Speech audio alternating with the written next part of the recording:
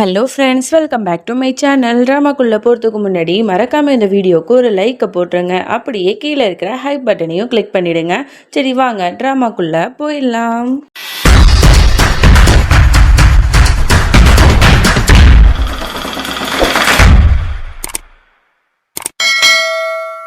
Starting சீனில் நம்மளோட சீமாவை தான் காட்டுறாங்க.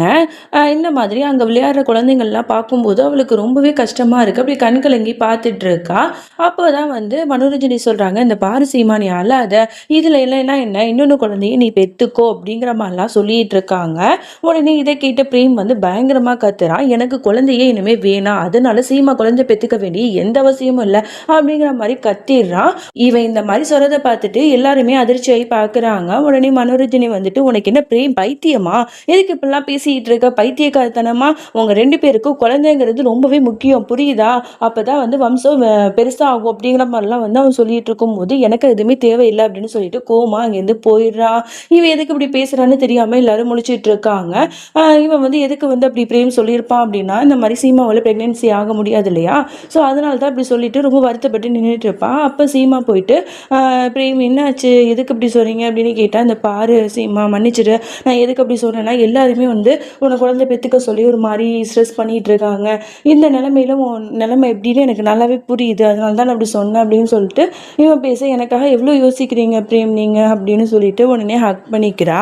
அதோட இங்கே சீமா வீட்டுக்கு போயிடுறா. என்னதான் இருந்தாலும் அந்த விஷயங்கள்லாம் அவளுக்கு ஞாபகம் வந்துட்டே இருக்கு. அப்படி கண் கலங்கி அழுதுட்டு இருக்கா.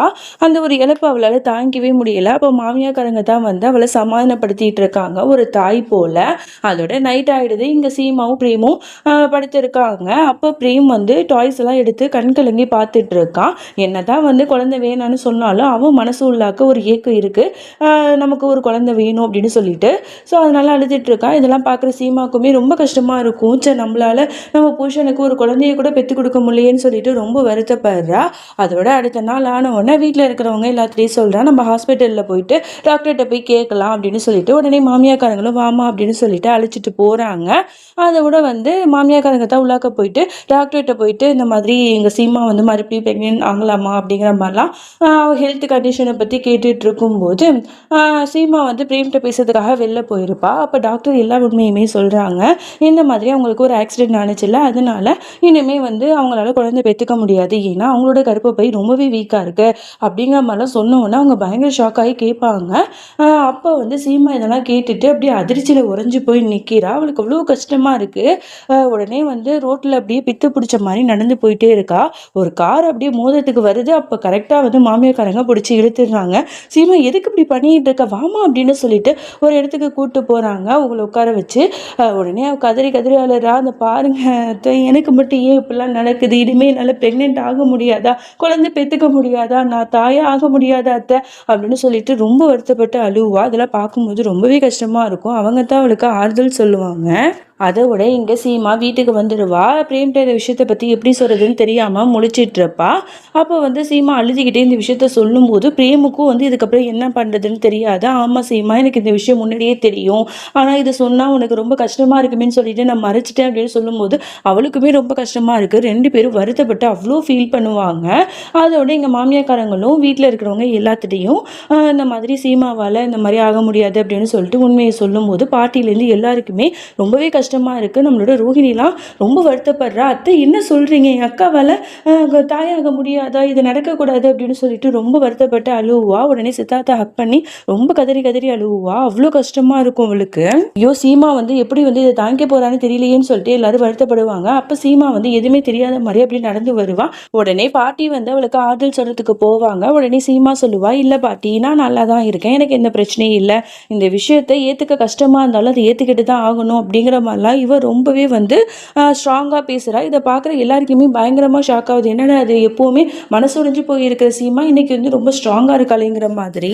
அதோட சரிம்மா வா சாப்பிடு அப்படின்னு சொல்லிட்டு எல்லாரும் ஒன்றா சேர்ந்து சாப்பிட்டுட்டு இருக்காங்க. அப்போ காலிங் பெல் அடிக்கிற சவுண்டு கேட்குது. யாருன்னு போய் பார்த்தா ஒரு கொரியர் அக்காரை நிறைய டாய்ஸ்லாம் கொடுக்குறான். இந்த மாதிரி கொடுக்க சொன்னாங்க அப்படின்னு சொல்லிட்டு இதெல்லாம் பார்க்கும்போது சீமாவுக்கு ஒரு மாதிரி இருக்குது. உடனே அம்மாக்காரங்க கால் பண்ணி, சீமா உனக்காக நான் தாம்மா என்னோட பேர குழந்தைக்காக நிறைய டாய்ஸ்லாம் அனுப்பி வச்சிருக்கேன், உனக்கு பிடிச்ச பிடிச்சிருக்கான்னு பாரு அப்படின்னு சொன்னா உடனே அவ டக்குன்னு மூஞ்சில அடிச்ச மாதிரி சொல்லிடுறா, அம்மா இனிமே என்னால் ப்ரெக்னென்ட் ஆக முடியாதா அப்படிங்கிற மாதிரி சொல்லிட்டு டக்குன்னு போயிடுவா. அவங்களுக்கு பயங்கர அதிர்ச்சியா இருக்கும்.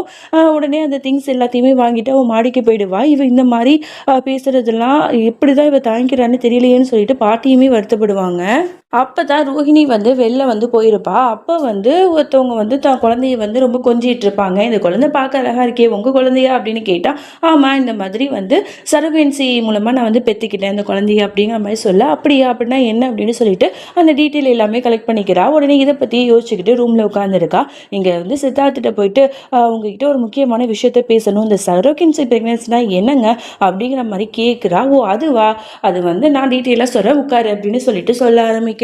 இந்த மாதிரி குழந்தை பெற்றுக்க முடியாத கணவன் மனைவி 2 பேரும் இருக்காங்கன்னு வச்சுக்கோங்க. அவங்களோட அதாவது மனைவியோட கர்ப்பப்பையை எடுத்து இன்னொன்று ஒரு பொண்ணுக்கு வந்து வைப்பாங்க. அப்புறம் கணவனோட அந்த ஸ்பேம் எடுத்து அது உள்ளாக்க அந்த கர்ப்பப்பை உள்ளாக்க வந்து செலுத்தின உடனே அந்த பொண்ணு வந்து ப்ரெக்னென்ட் ஆகிடுவா. ஆனால் அந்த குழந்தை வந்து உண்மையாகவே வந்து அந்த உண்மையான கணவன் மனைவி இருக்காங்கல்ல அவங்களோட குழந்தை தான். ஆனால் அதை பெற்று கொடுக்கறது மட்டும் வேற பொண்ணு அப்படிங்கிற மாதிரி தெளிவாக இதை எக்ஸ்பிளைன் பண்ணுறான். இதை சொன்னோன்னே இது நல்ல ஐடியாவாக இருக்கேங்க.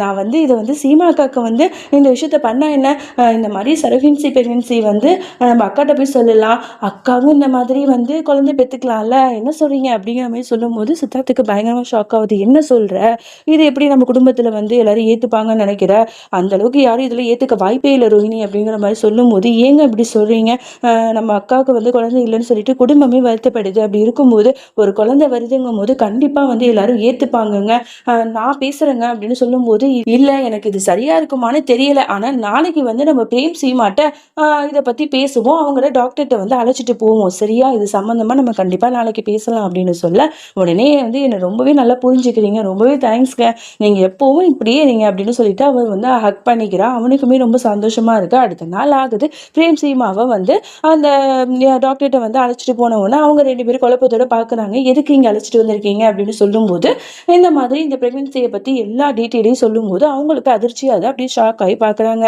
அதோட இங்கே சந்தீப்பை தான் காட்டுறாங்க. அவன் எங்கே பார்த்தாலுமே வந்து சசி நிற்கிற மாதிரியே இருக்கு. உடனே பதறி அடிச்சுட்டு போயிட்டு அம்மாக்காரங்கள்ட்ட சொல்கிறா, சசி வாசலில் தான் நிற்கிறாமா அப்படின்னு சொல்லிட்டு உடனே எல்லாரும் ரொம்ப சந்தோஷமாக வெளில போய் பார்க்குறாங்க. பார்த்தா அங்கே சசிக்கு பதில் வேறு ஒரு பொண்ணு தான் இருக்கா. இது எல்லாமே அவனுக்கு ரொம்பவே ஏமாற்றமாக இருக்குது. எப்போ சசி நீ வருவ அப்படின்னு சொல்லிட்டு ரொம்ப வருத்தப்பட்டாலறான். அதோட இந்த பாட்டை நம்ம முடிச்சுக்கலாம். இந்த விஷயத்துக்கு சீமா பிரேம் ஒத்துப்பாங்களா என்னன்னு சொல்லிட்டு பொறுத்து இருந்து பார்ப்போம். அதோட என்னோட இன்னொரு சேனல்ல நான் சிந்து பிறவி டிராமா போட்டுட்டு இருக்கேன். ஸோ அதுக்கு உங்களோட ஆதரவை கொடுங்க சரியா. 3 முடிச்சு கம்பேர் பண்ணும்போது சிந்து பிறவி நல்லாவே போகுது. அதனால தான் நான் யோசிச்சுட்டு இருக்கேன், 3 முடிச்சு ஸ்டாப் பண்ணணுமா இல்லை கண்டினியூ பண்ணணுமான்னு நீங்கள் தான் முடிவு பண்ணணும். அதனால எல்லாரும் 3 முடிச்சு டிராமாக்கும் சப்போர்ட் பண்ணுங்க ஃப்ரெண்ட்ஸ் ப்ளீஸ்.